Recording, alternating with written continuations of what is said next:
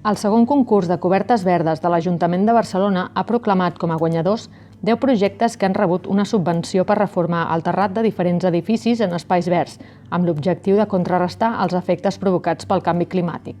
Un dels projectes guanyadors és el de Diagonal 9799, edifici administrat pel Departament de Comunitats de Propietaris de Forcadell i que ja ha transformat el seu terrat en una coberta verda.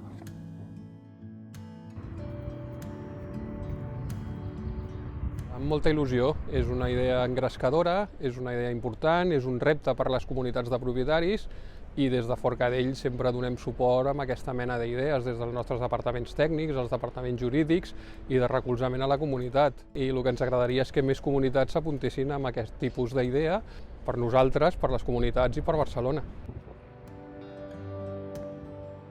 Des del punt de vista mediambiental, el que és l'eficiència energètica i la sostenibilitat, és molt important tenir una coberta d'aquesta mena. Les millores són totals i amb tots els sentits. Des del punt de vista estètic només cal veure la millora que és a simple vista. Des del punt de vista de l'eficiència energètica, millora l'aïllament tèrmic, millora l'aïllament acústic i des de tots els àmbits la millora és notable.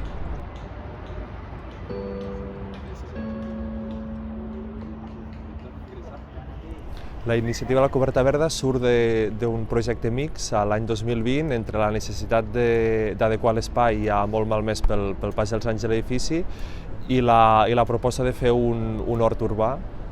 Exposem que l'any 2017 hi va haver una primera iniciativa per part de l'Ajuntament de Barcelona i que hi ha cobertes que estan funcionant. Proposem una visita a aquestes per part dels veïns i a partir de l'experiència, sobretot de xifrer, que tenim molt positiva, doncs creiem que l'edifici també ho pot mereixer. A part estem a una zona, al 22 arroba, on hi ha la màxima construcció ara d'edificis sostenibles, full LED Platinum, i creiem que també l'edifici, que ja tenia un valor afegit, doncs el tindrà encara més.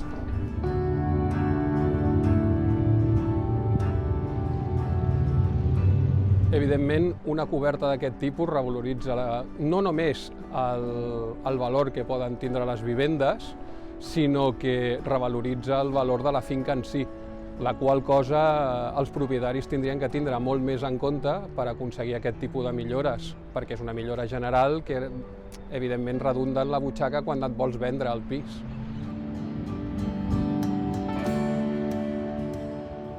La reforma és a dir, sobre ja el que estava existent, sí que van pintar les parets, és a dir, van adequar, van augmentar la barana, però tot el que és el terra, el que van fer és van posar capes d'aïllament i de plàstic i llavors a partir d'aquí doncs, es va construir tota la impermeabilització i a totes les plantes.